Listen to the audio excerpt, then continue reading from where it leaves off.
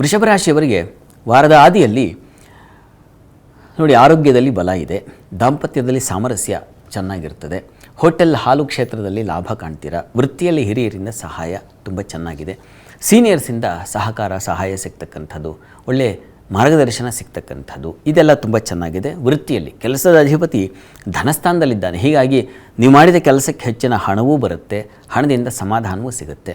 ಮತ್ತು ಕುಟುಂಬದಲ್ಲಿಯೂ ಅಷ್ಟೇ ಒಂದು ಗೌರವಕ್ಕೆ ಪಾತ್ರರಾಗ್ತಕ್ಕಂಥದ್ದು, ನಿಮ್ಮ ಮಾತಿಗೆ ಮಾನ್ಯತೆ ಬೆಲೆ ಬರತಕ್ಕಂಥದ್ದು. ಈ ವಾರದಲ್ಲಿ ಯಾವುದೇ ಕಿರಿಕಿರಿ ಇಲ್ಲದೆ ಮನೆಯವರೆಲ್ಲ ಒಪ್ಕೊಂಡ್ಬಿಟ್ರಪ್ಪ ಹೇಳಿದ್ದಕ್ಕೆ ಬಹಳ ಬೇಗ, ಈ ರೀತಿಯ ಒಂದು ಸಮಾಧಾನ ಫಲ ಖಂಡಿತ ಕಾಣ್ತೀರ.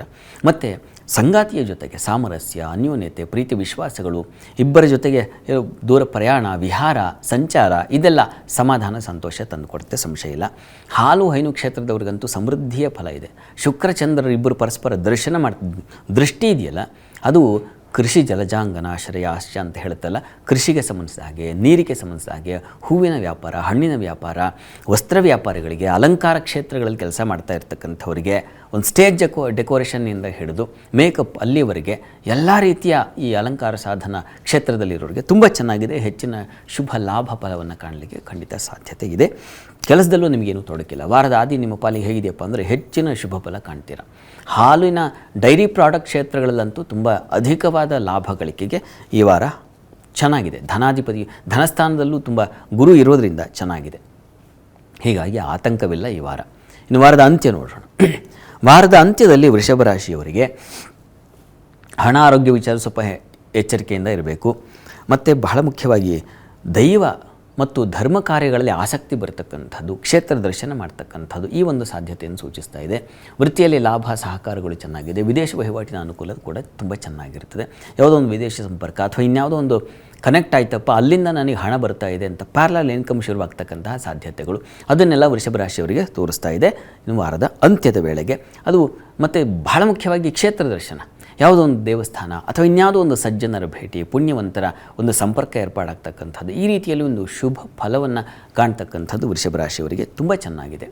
ಕೊನೆಯಲ್ಲಿ ನಿಮ್ಮ ರಾಶಿಯಲ್ಲಿ ಮಾಂದ್ಯ ಉದಿಯಾಗುತ್ತೆ, ಹೀಗಾಗಿ ಸ್ತ್ರೀಯರಿಗೆ ಸ್ವಲ್ಪ ಆರೋಗ್ಯ ವ್ಯತ್ಯಾಸ ಆಗಬಹುದು. ಶಿರೋಭಾಗ, ತಲೆ ಭಾಗ ಸ್ವಲ್ಪ ತೊಂದರೆಗೊಳಪಡುವ ಸಾಧ್ಯತೆ ಇದೆ. ಅದು ಸಣ್ಣ ಪ್ರಮಾಣದ್ದು, ಆತಂಕ ಪಡುವ ಅವಶ್ಯಕತೆ ಇಲ್ಲ. ಇನ್ನು ವಿದ್ಯಾರ್ಥಿಗಳಿಗೆ ತುಂಬ ಚೆನ್ನಾಗಿದೆ, ಉಪನ್ಯಾಸಕರಿಗೆ ತುಂಬ ಚೆನ್ನಾಗಿದೆ, ಲಾಯರ್ಗಳಿಗೆ, ಯಾವುದು ಕಾನೂನು ಅಭ್ಯಾಸ ಇತ್ಯಾದಿ ಕ್ಷೇತ್ರಗಳಲ್ಲಿ ಇದ್ದೀರೋ ಅಂಥವರಿಗೆ ತುಂಬ ಚೆನ್ನಾಗಿದೆ. CA ಕ್ಷೇತ್ರಗಳಲ್ಲಿ ಇರ್ತಕ್ಕಂಥವರಿಗೆ ತುಂಬ ವಿಶಿಷ್ಟವಾದ ಫಲ ಕಾಣಲಿಕ್ಕೆ ಅವಕಾಶ ಇದೆ. ಆದರೆ ವೃತ್ತಿಯ ಸ್ಥಳದಲ್ಲಿ ರಾಹು ಇದ್ದಾನೆ, ಕರ್ಮಸ್ಥಾನದಲ್ಲಿ, ಹೀಗಾಗಿ ಸ್ವಲ್ಪ ಎಚ್ಚರಿಕೆಯಿಂದ ಕೆಲಸ ಮಾಡಿ.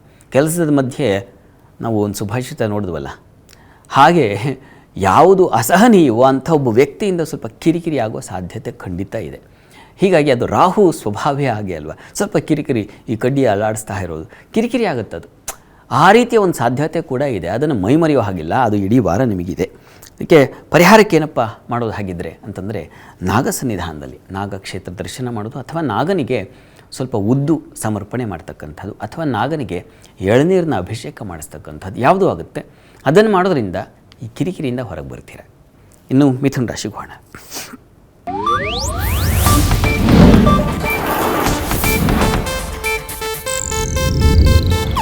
ಇದು ಏಷ್ಯಾನೆಟ್ ನ್ಯೂಸ್ ನೆಟ್ವರ್ಕ್ ಪ್ರಸ್ತುತಿ.